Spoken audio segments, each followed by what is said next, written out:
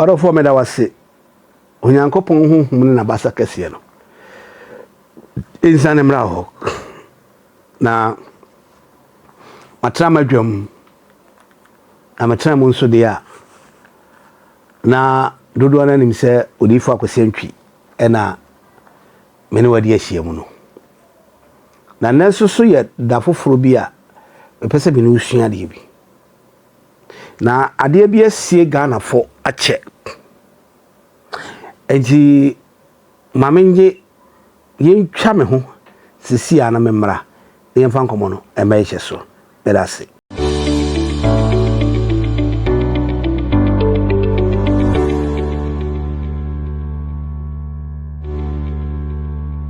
Arafo yakoya yaba na mepese bi no usua de minti matweme bo ase na ma chechiro no atwewadwen aba bibiso yemi se ho se eden kranti na ye ware Saturday na Saturday ne nyame hyehyeye ana anya ne hyehyeye eno na message so be share video yi na ade bi amobi na onse wo data enkohwe no focus eno to kese na awurade yankopon be fa me so na wa kyerɛkyerɛ na wate ase na odifo matrase na mepese ma menchia papa ma ya Church of Pentecost papa me chia wo na afei obi bi sese difo adenti ne ware Saturday ampa asase ya asase a Ghana nyina Ghana ntokua eye baako miensa na santokua yi bofo a ogina ho eye Saturday no na djuma oye ne se ofa amu eye sabi awufuo ede kwa asamado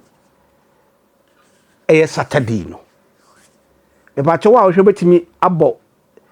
honhoma ohwe Saturday a ye frɛ no awufuo no bofo na ye frɛ no okay kan Revelation chapter 6 na dawes na ye se ponkokoko na pongo no ne oteso nso hye atare kokko na ne timi no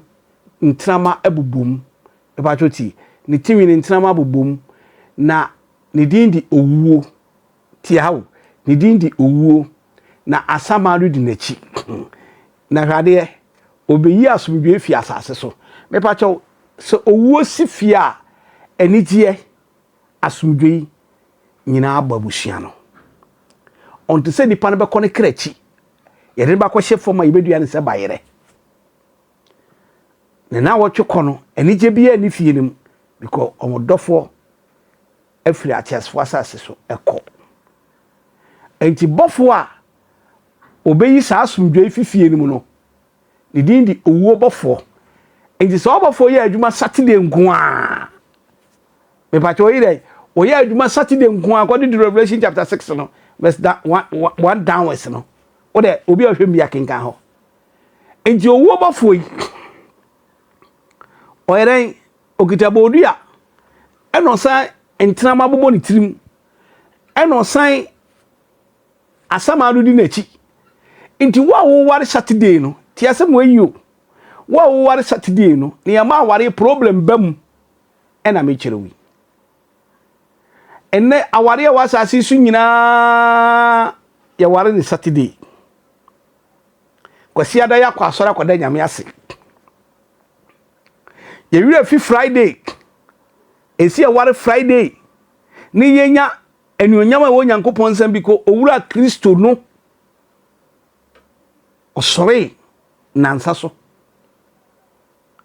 ya Kristofo ya ho sepeda yen ya ho sepeda ye di adanse se owura na sore Friday ni nyina ye kwa sore ye ko da nyame anse ye ko jai ye bonika afei ewi a 31st no so ye ka se ye ko da ye ko jai afere kwan no eno so ye Friday ni yakoginam ni yaye ema na ye fe de nam kwasiburo ni adwene nti wadane dane calendar sama abehiem se eda obi su na obi so ware eda obi su na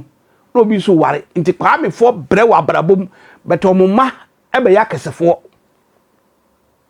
Nti wa wo hwem no me pa cho fa me number 0543 419160. Me da for God's Revelation Ministry ano. Kwasiada ya anointing service. Me pa cho Saturday yemfa nware. Obeto abedin a Sunday ni ya wia. Nti so kwo ya wada. Na abetu di Sunday a hu se wo de akwala na koja the goddess of the sun. Ewia. Meso de akoja hwan? The goddess of the sun. Na de akoja no. Akwala no what change destiny no de bae no. Akodi the goddess of the sun. Tuboza akwala ni shi. O control.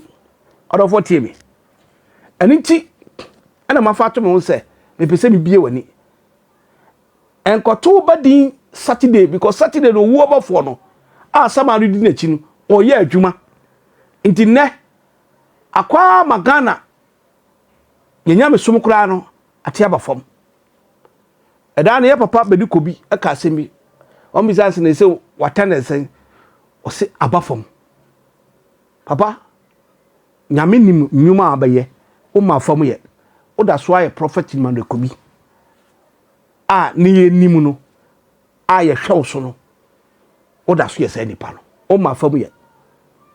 na emom a Christopher bedo owo bofo mo intine uhwe abontina ekuaku adosu ni nyina ye yeku ngu a ene ye de afaso ne ye de atete ene de rewura society mu Freemason occultism hwan ko bebre enom nyina wie wa yi ase ma me nkire we obi wa otumi kwa yi ase wie eho ena obi be rituals obe chesika yesi we aba celebrity bi aba obi a papa bi o masika obonso aba oba na watu sika na wa o chebi ni nyina ye owo bofo nti eye na wo fi ase ba no bate se yesi o sister na da no ko abra yie no wa wuo nti owo na sintu owo ye Kristo fon faso bet ekwan ya destan ye faso wuo ano odin because owo bofo ne ye kware de a kire de Saturday na ne kwasi ade ya beda ase nti aware no ware wie na kofia ahokyere mese wo hwe video we no for comment bra se obi aware foforo koko bi san se ware wie no ukun adwuma obi wo tumi ware wie ne kun adwuma asai obi wo ware wie na ahokyere ba obi wo ton ade kra ye nto sa 6 months kwa afi o se me ko ware ye no oba na ye ba lock nti menyama nyina asai enye oba na ye ba lock eda Saturday na ware ye no bofo a ohwe Saturday so ni dindi owuo bofo ko kan Revelation chapter 6 kan ko o se me hu nso ana di kan nso ana etoso me nsa enan enum insia na me ponko fita na bofo tisu oyeden o shatal fita obetsetso enti yanti asese Saturday na ye ware no e de ahokyere ohaw amane abenedie brabo abupuo ene de brey because sada na asase eji body bia asase so ji adodode yemfa ware enkoho nti wa wo hwe me nne no program yi na ma brenti me de part 2